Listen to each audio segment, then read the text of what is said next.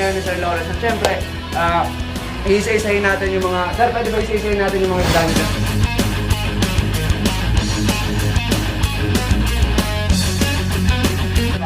Gabriel!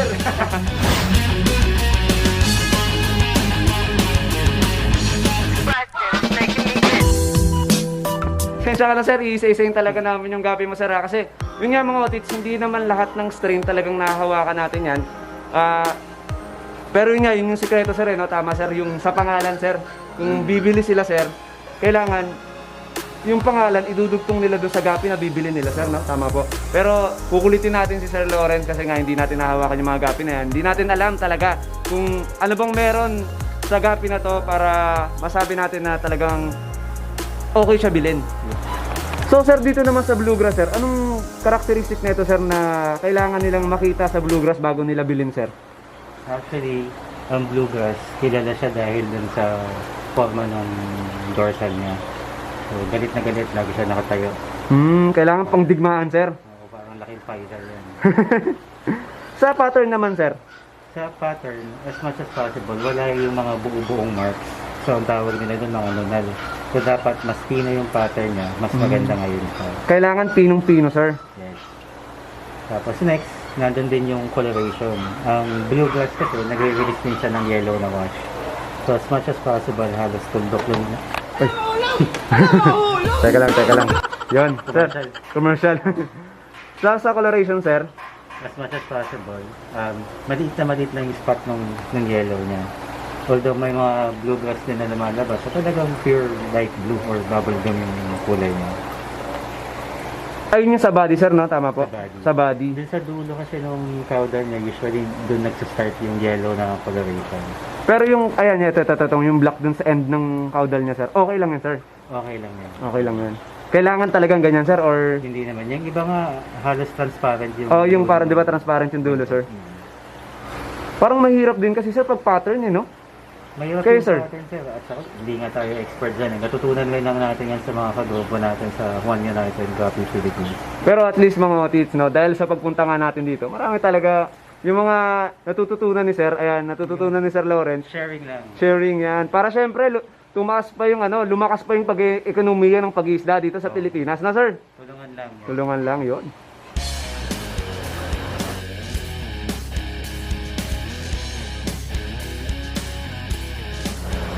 Ang isang sinasabi pa nila pagdating sa bluegrass kung bakit daw nakatayo talaga yung dorsal nila, meron daw silang hard tone sa dorsal na wala yung mga Ibang gapi. gapi. Kumbaga mayroon pala tong kakaibang ano sir, may mahiwaga pala dito. Yun lang yung nasabi sa akin, sir. So, nire-research pa natin yan para i-confirm kung totoo.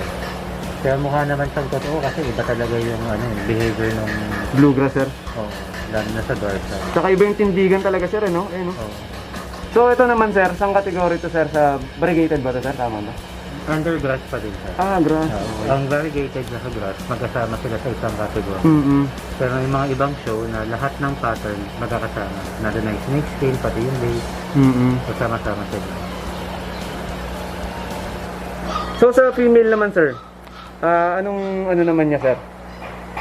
Pagdating sa female kasi sir, hindi halos kita yung mga pattern sa kanya.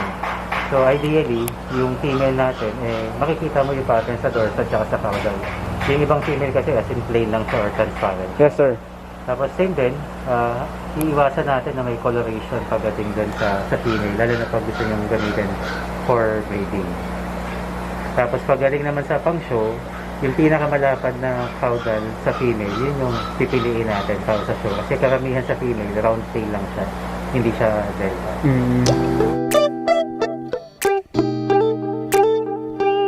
So ito yung EBM, pag inilawan may pagka-blue. Tapos yung black mouse ko sir. So ito talaga black na black talaga sir no? Sir, parang may pagka-blue ng konti. Sa ulo. Sa may ulo sir, saan yun? Ayun. Kailangan mo siyang titigan na maigi at ilawan para lalabas yung blue na na wash na yun. Pero kung ikukumpara siya sir dun sa EBM, yung EBM parang kalat yung pagka-blue niya sir, no? Buong body naman yun, hanggang caudal, dorsal, lahat yun may bluish. May bluish siya sir, no? Pag inilawan lalo. Pero halos pagka hindi mo inilawan, parang ano rin no sir, no? Parang black sila parehas talaga eh. Oh. Sa unang tingin talaga, black talaga yung makikita mo. Same with EBM eh. Unang tingin mo, akala mo Black. black din siya eh. Pero same family siya, Moscow family. So pagdating sa show, under pa din sila ng solid Moscow. Pero yun nga mga tito, no? Baka may mga naguguluhan pa rin dyan. So, ayun yung pagkakaiba, sir.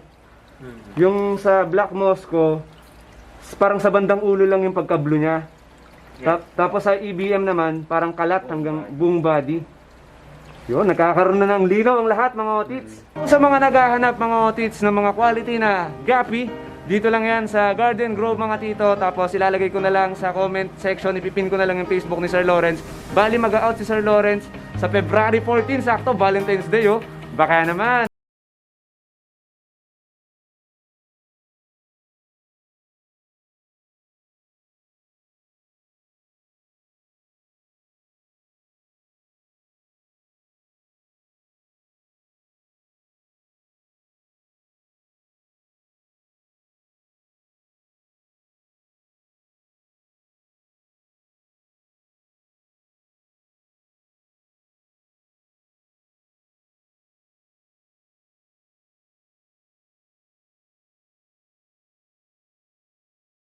ABT.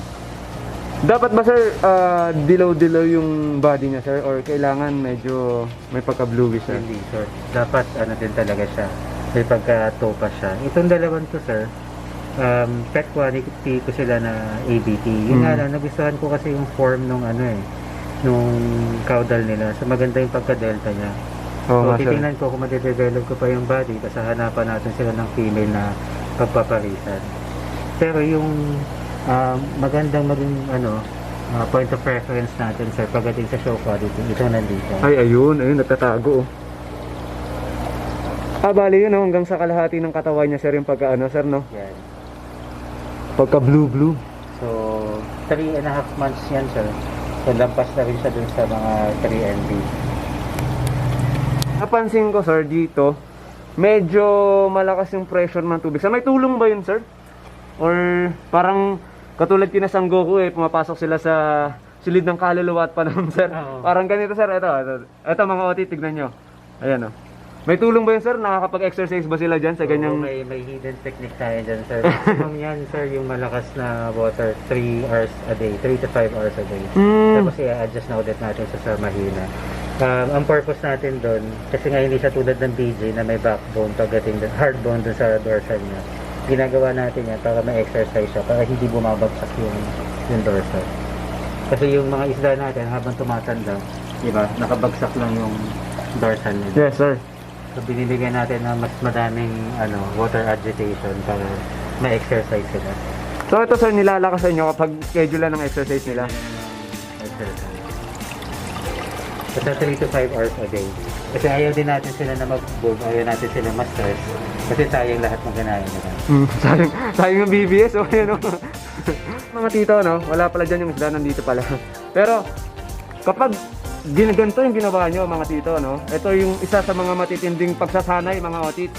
Ayan, ito na yung bunga ng pagsasanay niya. Ayan, no? Sobrang boom! Talagang mandirigma na yung itsura.